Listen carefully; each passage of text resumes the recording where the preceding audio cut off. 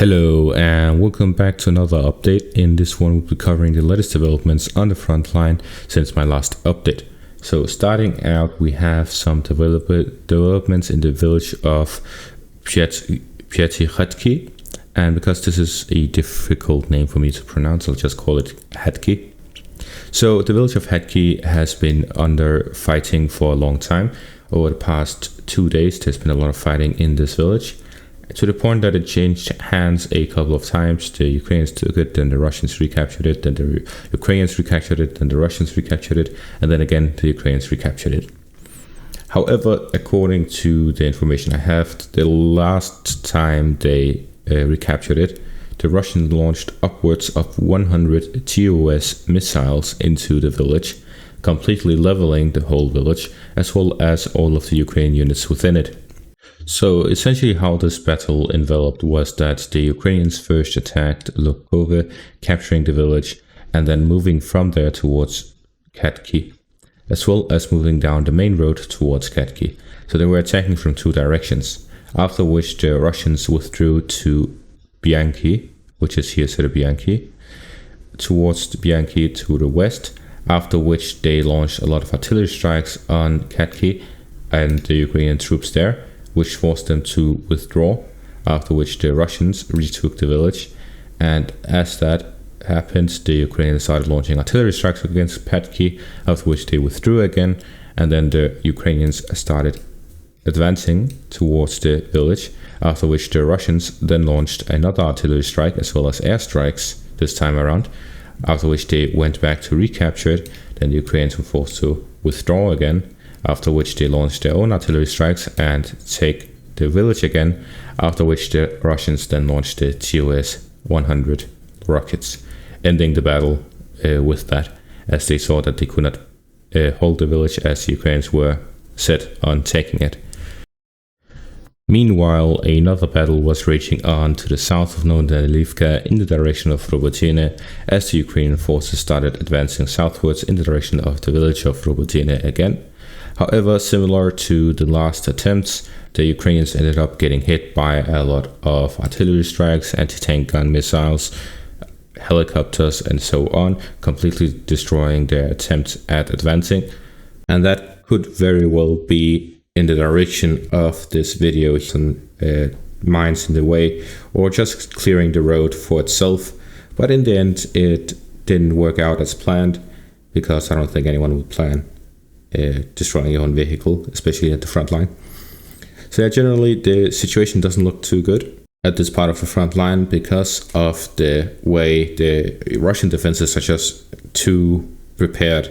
They have mines everywhere, and this is kilometers from the main front line, the first line of defense. This is just point of contact. There's no real defenses. This is just the preliminary parts. The Ukrainians have essentially not even fought against the Russians yet.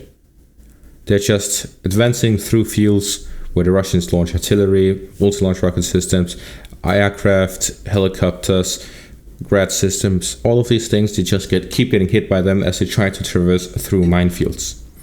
That is the summary of the fighting so far. And all we've essentially seen is constant Ukrainian vehicles destroyed. There seems to be something missing in this Ukrainian plan. It seems to be flawed, as there's no evidence that any of this is going to work. All we are seeing is that they are throwing a lot of units into this. And so far they've captured a bunch of villages at the point of contact, but they have yet to meet the actual first line of defense. The objective of this offensive isn't just to take some villages on the front line. It's not even to gain land. This objective of this offensive is not to gain territory. It is to cut the supply line between Crimea and Russia. But that is completely out of the question if they cannot even reach the first line of defense and they have to cover all of these kilometers. They have to take major cities. They have to traverse through tens of kilometers. They have to traverse through 5 lines of Russian defenses, and they cannot even reach their first line. According to the Russian sources, the latest advance by the Ukrainians here south of Novodanilivka is the biggest so far, yet also the one with the most losses. And in the end, they didn't capture any new territory. That is according to the Russian sources. However, we have to take into account that so far, even if they are lying, they are in a sense still reliable information, because if they claim 100 losses and it's 10, if they claim 150, it's most likely 15.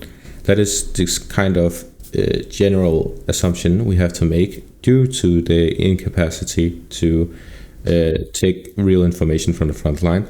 So essentially, when they say that this is the biggest push and also the one with the most casualties, then it's most likely true. Although the numbers could be flimsy and not really accurate, it is most likely still true. So essentially, they're saying in the next couple of days, we'll most likely receive some photos and videos of drone footages across this part of the front line of new tank graveyards. And in the end, they have not managed to advance. And even if they managed to advance, they haven't taken any of the villages. They haven't reached the first line of defense. But they're still taking huge casualties. And one of the biggest culprits of these huge casualties is and I've always wondered, why do these fighter jets fly in pairs? And according to the information I've read, it seems to be a main plane and then a wingman, and usually the main plane has the more experienced superior pilot, then the wingman usually has the younger and inexperienced pilot. They do this because the formation of two planes is what is necessary to fight well on the front line. If they only do one, then there's a lot of maneuvers they cannot do for their own safety, but also because according to some pilots themselves, they say that the main reason for this is because the inexperienced pilot would usually take a lot more risks that are not necessary. So when they have their superior next to them, they usually do not take those risks. So they usually couple these experienced and inexperienced pilots together so that they can do and complete proper risk-free missions. So essentially, this is the main reason we're seeing the Russians having the advantage. They have a 7-to-1 artillery advantage.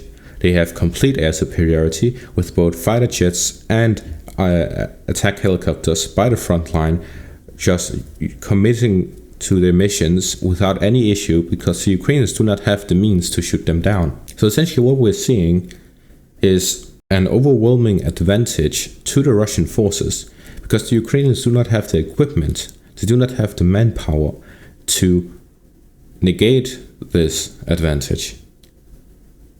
It is just too big for the Ukrainians to launch this offensive, yet they're doing it anyways. In the end, all I can tell you is that according to the Wagners themselves, they claim that throughout this offensive so far, the Ukrainians have already sent more units committed to this fight than what they sent to Bakhmut. This means that just through 2 weeks of fighting, the Ukrainians have committed as much forces as they committed in Bakhmut for 9 months. And even more on top of that. And this is not even all of their forces. Of course, this is how much they have sent to the front line, not how much has engaged in combat yet. But still, they have more than this. And they're still sending more. I personally think that they started to overcommit to this offensive. However, that is just a good thing for the Russians, if that is true, of course. If the Ukrainians are overcommitting to this offensive and it still fails, then the Russian forces are able to launch a counteroffensive as a result of this. Because so far, the losses on the Ukrainian side compared to the Russian side is so much in favor of the Russians. And I say this based on logic, not because of the numbers they're giving or anything like that. The Russians are by the defensive line. They hardly have any units by the point of contact. Most of their units are by the defensive line. If the Ukrainians have not even reached it, then of course the Ukrainians will have a lot more casualties.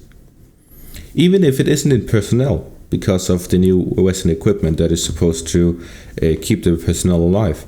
Even if the casualties in personnel is not that high, the equipment losses are significant. This is going to leave them vulnerable after this offensive. So at the very least, the Ukrainians should at the very least achieve a paralysis of the Russian forces after this offensive, if they do not want to get a huge counteroffensive by the Russian forces. And what I mean by paralysis is that they need to prevent the Russians from having enough strength to launch their own counteroffensive. So essentially what I'm saying is that the Ukrainians need to, if they cannot succeed with this offensive, they at the very least need to induce heavy casualties on the Russian forces. Otherwise, they will be in a too vulnerable of a position, and they will not be able to just wait out the new supply of weapons from the West. They would need to set up some proper defenses. They need to do a lot of things if they want to hold back the Russian forces. And in comparison to the Russian defenses, the Russians have built 5 defensive lines. According to satellite imagery, the Ukrainians have hardly built anything. This could, of course, be because the Russians don't release their own satellite images, and the West doesn't have any interest in revealing the Ukrainian defenses. So that could very well be it. However, we have seen no news about it. So if they actually have built defenses, then they're very secretive about it, and that would be very much in their favor. However, from what I can see is that if the Ukrainians continue with this and they do not achieve some major success very soon, they'll end up very vulnerable as a result of this offensive, and in the end they'll be shooting themselves on their own foot. And that is going to be all for this update. Thank you all for watching and have a great day.